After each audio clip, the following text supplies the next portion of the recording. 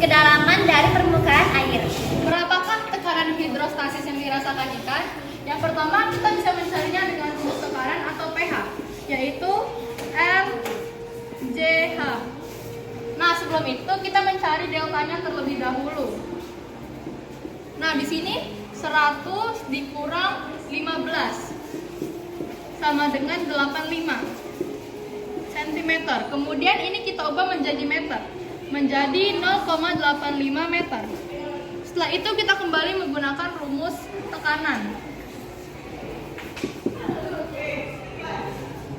Sama dengan P-nya 1000, G-nya 10, lalu hanya 0,85 M.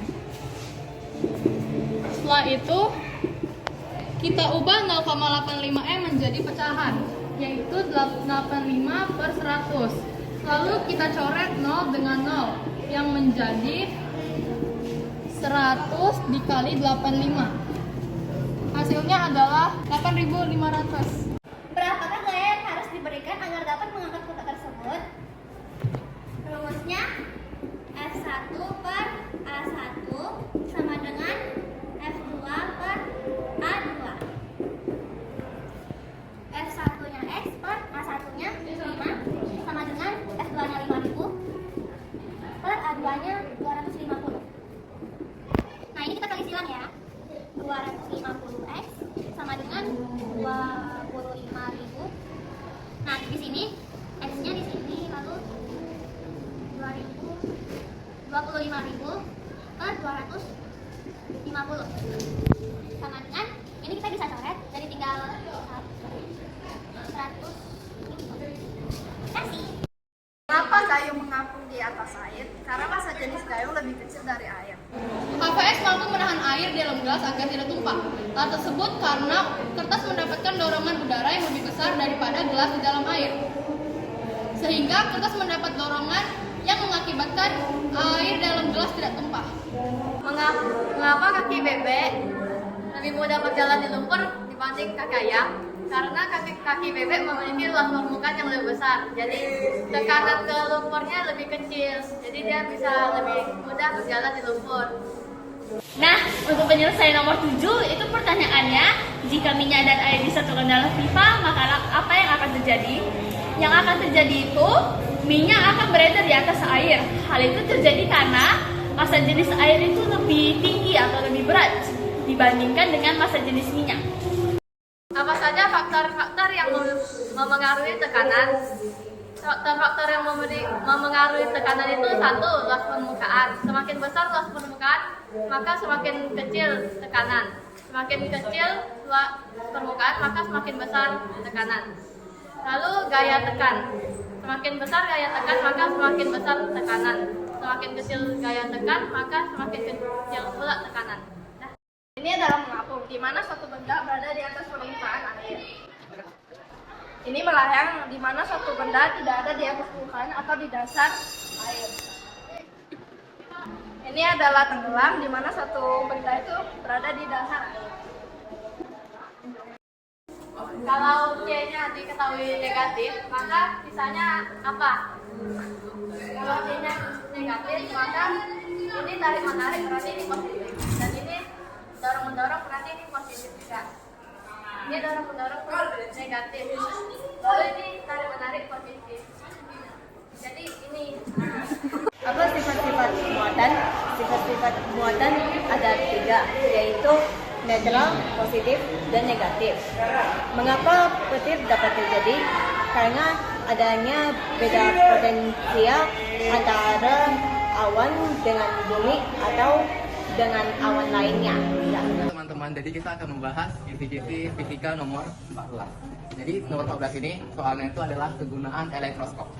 Jadi elektroskop itu adalah alat untuk mengukur apakah di suatu benda ada muatan listrik negatif ataupun muatan listrik positif.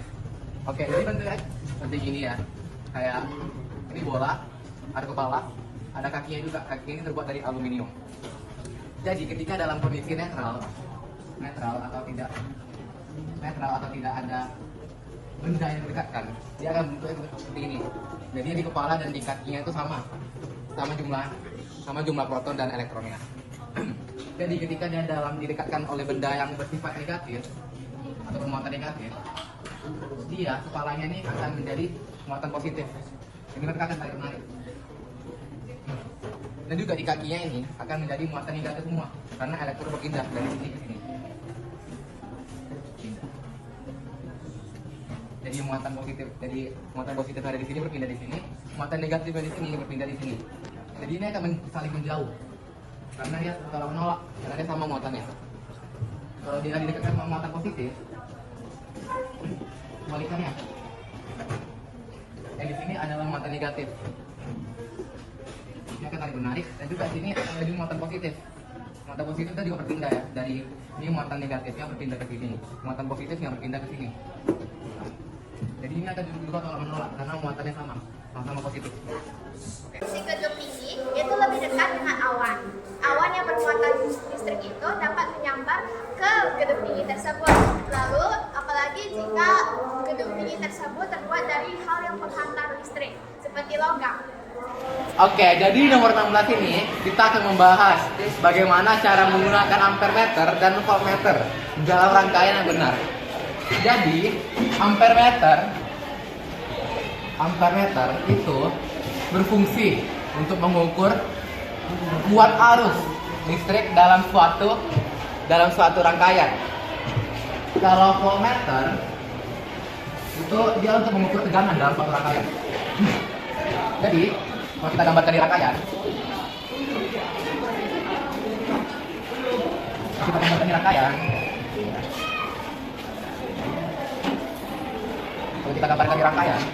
ampermeter itu selalu bersifat seri ya, bersifat seri terhadap lampu ya. Selalu bersifat seri. Jadi ini ampermeter atau logam dengan A. Kalau voltmeter itu digabungkan dengan T. Jadi dia bersifat paralel dengan lampu. Seperti ini. Seperti ini ya. Terima kasih. Penyelesaian nomor 17 ini yang ditanya kuat arus. Ini adalah muatan listrik, sedangkan ini adalah waktunya. Maka rumusnya itu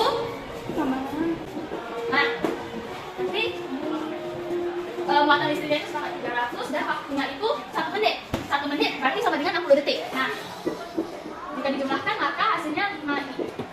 Halo teman-teman semua. Nah, kali ini saya Jack mau mengerjakan tugas fisika yang nomor 17, yaitu kisi-kisi tentang cara mengukur biaya listrik, pemakaian listrik pada rumah tangga. Nah, mari kita buat ya. Jadi teman-teman kita harus kerjakan dulu yaitu dengan diketahui 5 lampu, 2 kipas angin, magicom. Jika tidak ada keterangan berapa magicom, berarti itu 1 ya teman-teman. Di tabel tidak ada tertulis bahwa ini 1, 2 atau 3. Jadi ini cuma 1 teman-teman. Nah, lanjut kita ke yang selanjutnya yaitu setrika. Setrika sebanyak 1. Nah, kita jadi rumusnya adalah jumlah alat dikali dengan besar daya dikali dengan rata-rata pemakaian per hari.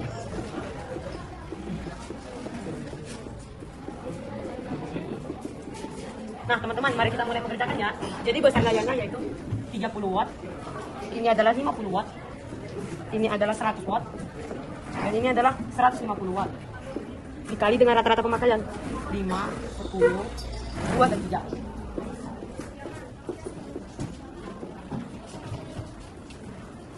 Nah, mari kita kerjakan teman-teman. Nah, 5 kali 30 kali 750. Selanjutnya 50 kali 10 yaitu 1000 ya, karena dia 2 gitu. Lanjut, ini adalah 200 dan yang terakhir yaitu 450. Kita totalin teman-teman. Nah, totalnya itu adalah 2400 WH teman-teman. Yang ditanya tuh kilowatt hour, jadi 2400 kita bagi dengan 1000 teman-teman. Nah, jadi karena ada 01 nih, jadi 2,4. Nah, kalau 0 ada 3 bagaimana teman-teman? 5 dari 3. Nah, ini 0,0 mati ya teman-teman. Nah, lanjut, jadi jawabannya ada 2,4 kWh. kWh itu apa? Kilowatt hour. Oke, lanjut teman-teman. Jika harga listrik tiap kWh adalah 400 perak ya teman-teman. Nah, maka biaya listrik yang harus dibayarkan dalam 1 bulan berapa? Nah, kita kerjakan. Nah, yang pertama yaitu berarti kita tulis yaitu biaya kali KWH, total KWH ya. Dan kali yang terakhir yaitu kali. Berapa lama sih mau dihitung? Kalau di soal yaitu 30 hari. Nah, biayanya berapa? 400 perak. Biaya 1 KWH ya. Biaya 1 KWH. Nah, ini total KWH-nya berapa? Total KWH-nya yaitu 2,4 dan kali 30. Yaitu hasilnya adalah 2,4 kali 1.200. Kita kali ini dulu teman-teman, oke? Jadi jawabannya adalah 28.800. Nah, berarti kalau kita tulis secara rupiah yaitu Rp 28.800 rupiah. Oke, nomor 19 ini kita akan membahas bagaimana cara penyaluran arus dan juga tegangan pada rangkaian masing-masing rangkaian seri dan paralel. Gitu. Kalau di rangkaian seri, dia arusnya berbeda. Arusnya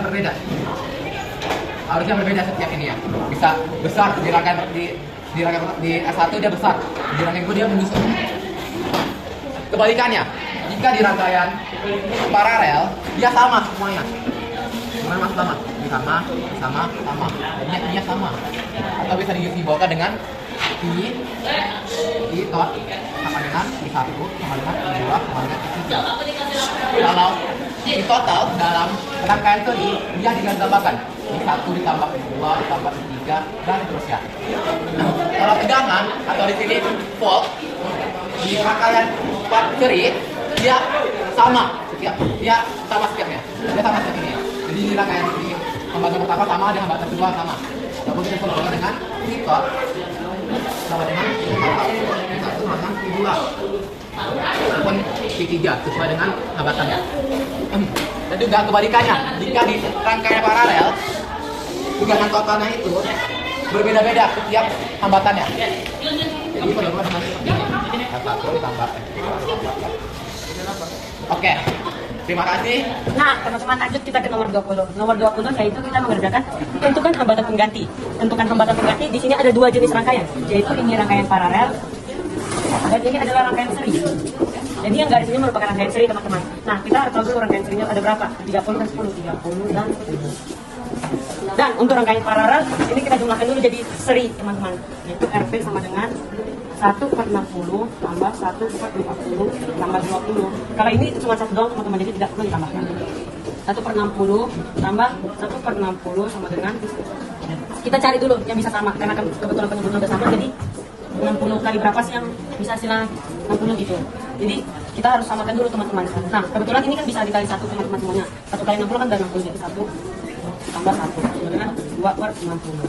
Nah, karena dia rumusnya 1/RP, untuk dapat rangkaian paralelnya di mana? Nah, rangkaian paralelnya 60/2, itu sama dengan 30 ohm. Nah, lanjut kita ke rangkaian total. R total adalah rangkaian seri ditambah rangkaian paralel. Yaitu 30 ditambah 10 ditambah 30 sama dengan 70 ohm. Halo semuanya, hari ini saya akan menjelaskan tentang simpul listrik. Pertama ini rumusnya ada sigma masuk dan sigma keluar.